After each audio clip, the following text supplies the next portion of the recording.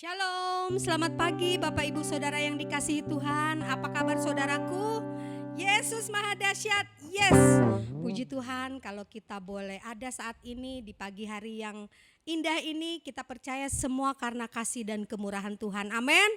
Haleluya. Sekarang kita akan masuk dalam ibadah pagi lawatan Tuhan. Mari kita persiapkan hati kita, tubuh, jiwa, roh kita untuk memuliakan nama Tuhan.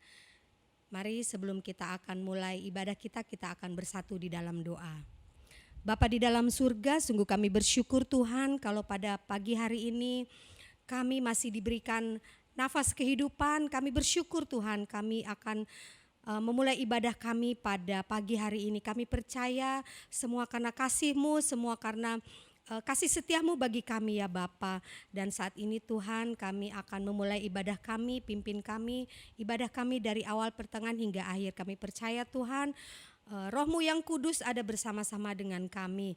Dan ketika kami menyanyikan puji-pujian kami percaya kuasa Allah turun atas kami semua dan kami boleh diberkati. Terima kasih Bapa di dalam surga, hanya di dalam nama Tuhan Yesus Kristus kami siap untuk memuji dan memuliakan Engkau. Haleluya, amin. Puji Tuhan. Kita mau angkat pujian, bangkit serukan nama Yesus. Haleluya.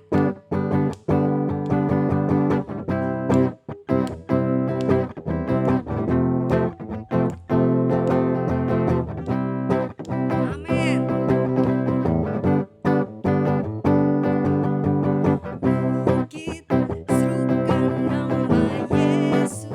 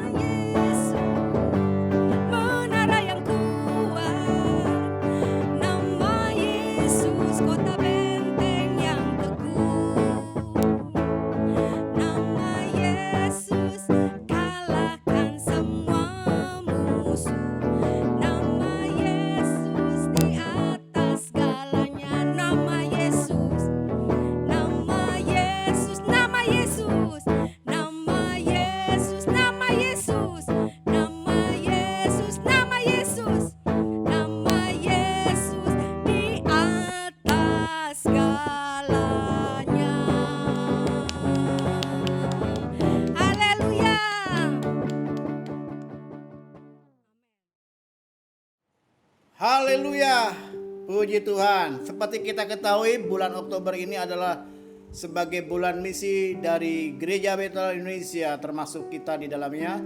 Gereja Betel Indonesia Jemaat Batu Penjuru pun terlibat aktif dalam pelayanan misi, karena kita bagian dari sebuah sinode yang besar. Haleluya. Dan di bulan Oktober ini adalah bulan ulang tahun dari Gereja Betel Indonesia dan ulang tahun dari gereja kita GBI Batu Penjuru. Mari kita berdoa terlebih dahulu untuk kita dengarkan firman Tuhan. Kami bersyukur buat pagi hari ini, di hari yang baru. Kami bersyukur kami boleh ada di hari ini dengan segala aktivitas kami. Tuhan jamah kami sekalian, jamah jemaatmu, umatmu yang setia hadir dalam ibadah pagi latan Tuhan, dan jamah Tuhan setiap mereka yang baru pertama kali menemukan channel ini, dan mereka juga diberkati dalam nama Yesus.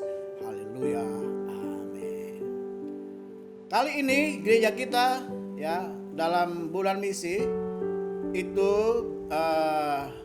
mengambil tema tentang menginjil melalui kesaksian ya. Mari kita buka Injil Yohanes pasal yang keempat.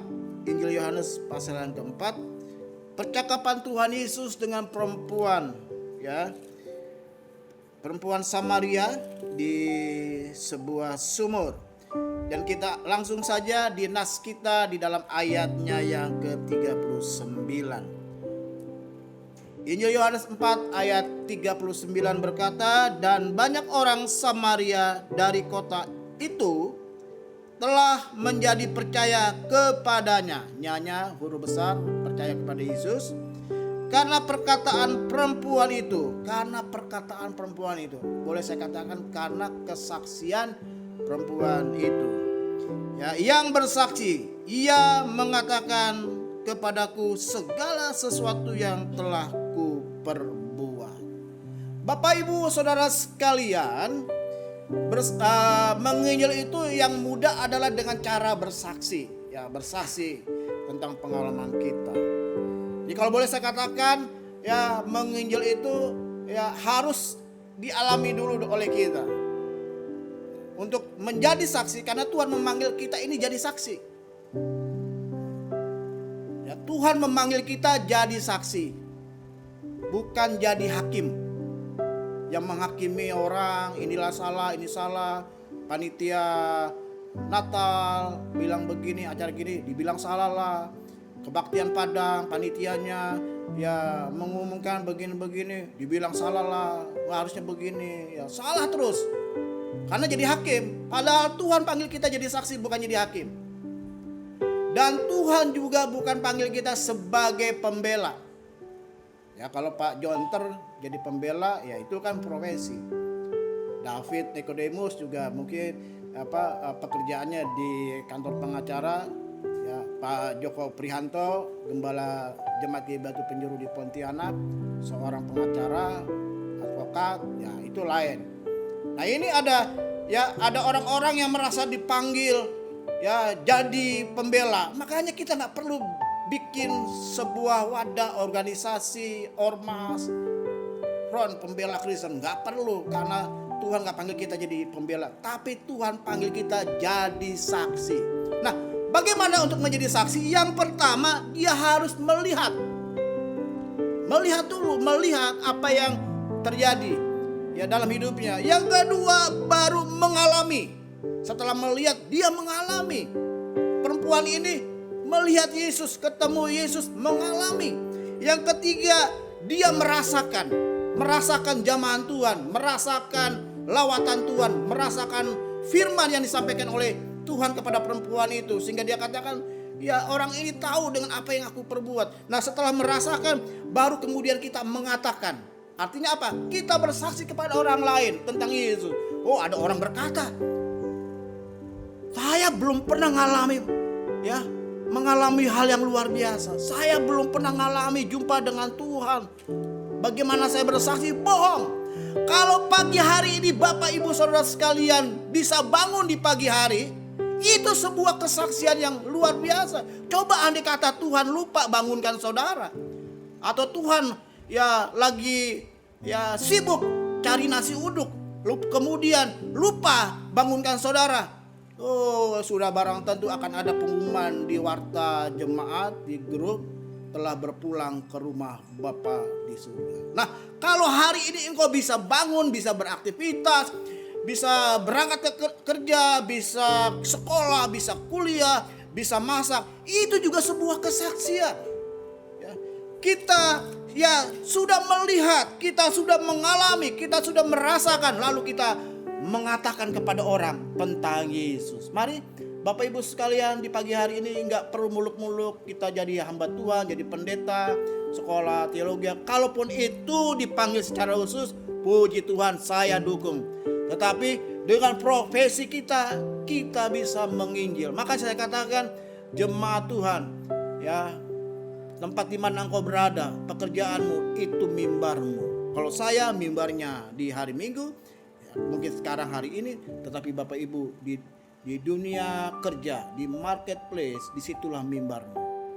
Engkau bisa bersaksi pengalaman hidupmu. Ketika engkau disembuhkan, ketika engkau sedang punya masalah, ketika engkau diambang perceraian dan Tuhan tolong, ketika engkau diambang PHK, Tuhan tolong, ketika engkau diambang kebangkrutan, Tuhan tolong, bahkan sudah mengalami kebangkrutan, mengalami kejatuhan, tapi Tuhan tolong. Disitulah kita bisa menyaksikan bagaimana Tuhan sudah berkarya atas hidup kita. Amin.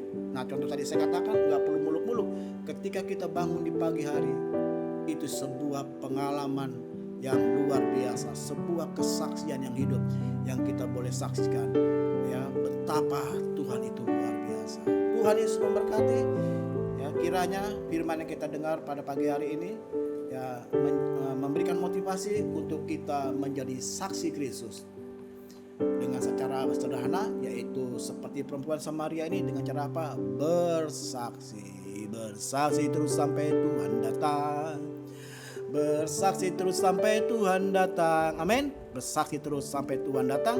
Bersaksi bukan hal yang muluk-muluk, melalui pengalaman hidup kita. Amin. Kami bersyukur buat pagi hari ini. Hamba berdoa untuk seluruh umat Tuhan, jemaatmu, biar mereka punya keberanian untuk bersaksi. Bukan hal-hal yang mungkin mereka saksikan, hal yang supranatural, sesuatu yang di luar akal, tapi melalui pengalaman mereka bersaksi tentang betapa cinta Tuhan itu luar biasa dalam hidup kami sekalian. Berikan kemampuan kepada kami ya Roh Kudus, untuk kami menyaksikan firman-Mu, kami menyaksikan pengalaman hidup kami. Karena kami dipanggil untuk menjadi saksi, bukan menjadi hakim, bukan menjadi pembela, tapi menjadi saksi. Dan kami akan saksikan dimanapun kami berada sampai Tuhan Yesus datang. Dan pada pagi hari ini kami berdoa untuk mereka yang sakit, Tuhan menyembuhkan. Yang lemah tubuh, Tuhan memberikan kesehatan. Yang sedang mengalami kekurangan, Tuhan cukupkan. Yang sedang punya masalah ekonomi, keuangan, Tuhan juga memberkati mereka. Terima kasih. Kami sepakat pada pagi hari ini demi nama Allah Bapa, Allah Anak, Allah Roh Kudus, yaitu di dalam nama Tuhan Yesus Kristus, kami buka hari yang baru. Kami buka pekan minggu yang baru saat ini, dan dalam nama Yesus kami buka kunci aktivitas kami, dan kunci berkat kami tercurah atas kami sekalian.